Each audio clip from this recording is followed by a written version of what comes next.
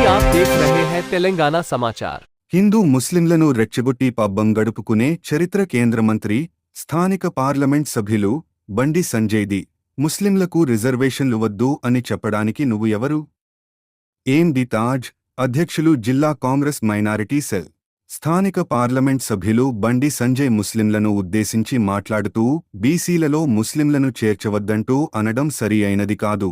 నీవు urban bank director నుండి కేంద్ర మంత్రిగా ఎదిగినా కూడా ఇంకా నీ బుద్ధి ప్రవర్తన మారలేదు. కుంభమేళాలో చాలామంది హిందూ భక్తులు తొక్కిసలాటలో చనిపోయి గాయపడిన వారిని ముస్లింలు మసీదులకు తీసుకుపోయి అన్ని విధాలుగా ఆదుకుని సౌకర్యాలు కల్పించిన ఘనత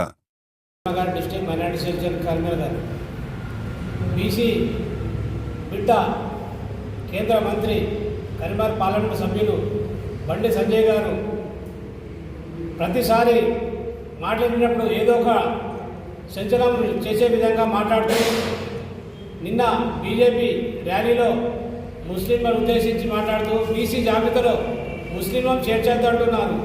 మేము ఎప్పుడైనా బీసీల గురించి వాళ్ళకి ఇంత పర్సెంటేజ్ ఎందుకు ఇచ్చినామో ఎప్పుడైనా అడిగినామా?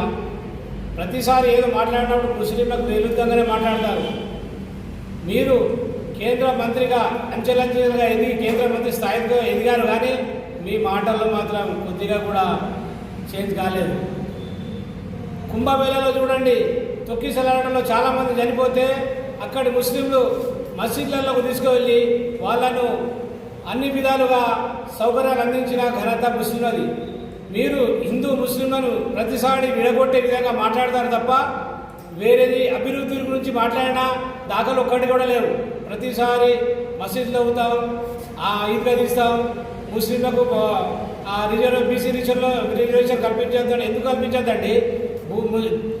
భారతదేశం లెవెల్లో కానీ తెలంగాణ లెవెల్లో దాదాపు 30% ముస్లింలు ఉన్నారు.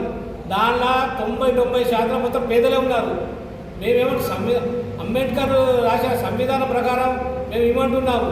మీరు మాకు రాజశేఖర రెడ్డి గారు ఉన్నప్పుడు 5% రిజర్వేషన్ కల్పిస్తే మీరు కోర్టుకు వెళ్ళి దొంగ లెక్కలు చూపి మాకు ఒక శాతం రిజర్వేషన్ కట్ చేసి 4% ఉన్న దానిలో కూడా మేము ఇవ్వద్దంటున్నారు. గ్రేటర్ ఎలక్షన్లలో 4% ఉన్న ముస్లింలకు గెలిచినారు, మాకు రిజర్వేషన్ ఓట్ల మైనార్టీలు ఎక్కువ గెలిచినారు అని అంటున్నారు, ముస్లింలు ఎక్కువ గెలిచినారు అంటున్నారు. మీరు జనరల్ కూడా పోటీ చేయొచ్చు. మా దాంట్లో ఇప్పుడు షేకులకు, ముహమ్మద్లకు, కొన్ని కులాల వర్గాల వరకు రిజర్వేషన్ ఇస్తున్నారు. మేమేమంటున్నారంటే అందరికీ ఇవ్వండి, సయ్యద్గా కానీ పఠాన్లకు కానీ మొఘల్స్కు బేగ్స్కు అందరూ ఇవ్వాలి. అందరు పేదల్లో ఉన్నారు. మా శాతం మా వాటా మాకు కావాలి. ఇంకా రాష్ట్ర ప్రభుత్వం మా వాటా ఇంకా డిసైడ్ చేయలేదు కాబట్టి మేము అడుగుతున్నాము. మాకు 8-10% రిజర్వేషన్లు ఖచ్చితంగా కావాలి. ఎందుకంటే మా దగ్గర చాలా బీద పరిస్థితుల్లో చిన్న చిన్న వ్యాపారాలు చేస్తూ జీవితాలు గడుపుతున్నారు. వేళ్లలో లెక్క పెట్టచ్చు. మా దగ్గర కోటేశ్వరంతో కొద్దిమందే ఉన్నారు. చాలా మాత్రం 90% పేదలే ఉన్నారు. కావున బండి సంజయ్ గారు, మీరు ప్రతిసారి ముస్లింలపై విషయం కక్కకుండా అందరిపై దృష్టి పెట్టి మాట్లాడాలని కోరుచున్నాం. ఎమ్మెల్సీ ఎలక్షన్లు మా గురించి మాట్లాడితే మీరు అభివృద్ధి చేయలేదు, కాంగ్రెస్ సంవత్సరానికి 1,00,000 ఉద్యోగాలు అంటున్నారు. మీరు 10 సంవత్సరాలు అప్పుడు ఇప్పుడు 1 సంవత్సరం దాటింది. 11 సంవత్సరాలలో ఒక్క ఉద్యోగం కూడా ఇవ్వలేదు. సంవత్సరానికి 2 కోట్ల ఉద్యోగాలు అన్నారు. ఎక్కడ పోయినాయి మీ ఉద్యోగాలు? ఎటుపోయినాయి? మీ అభివృద్ధి ఎటుపోయింది? ప్రతిసారి హిందూ ముస్లిం అంటూ ఓటర్ల భయభ్రాంతి చేస్తారు. మీరు ఏమంటారు? ఢిల్లీలో గాడిద గుట్టు కాంగ్రెస్ అంటున్నారు. మాకు ఇంతకుముందు కూడా 10 సంవత్సరాల ఒక్క సీటు రాలేదు. మీరు ఉన్నారు అక్కడ, మీరు పోటీ చేసి మాదైతే ప్రభుత్వం లేదు. 10-15 సంవత్సరాల క్రితం మా ప్రభుత్వం ఉన్నాయి, ఇప్పుడు లేదు. మీకు కొన్ని రాష్ట్రాల్లో తమిళనాడు కానీ కేరళలో కానీ ఇంకా వేరే రాష్ట్రాలలో మీకు కూడా గాడిద గుట్టున్నది.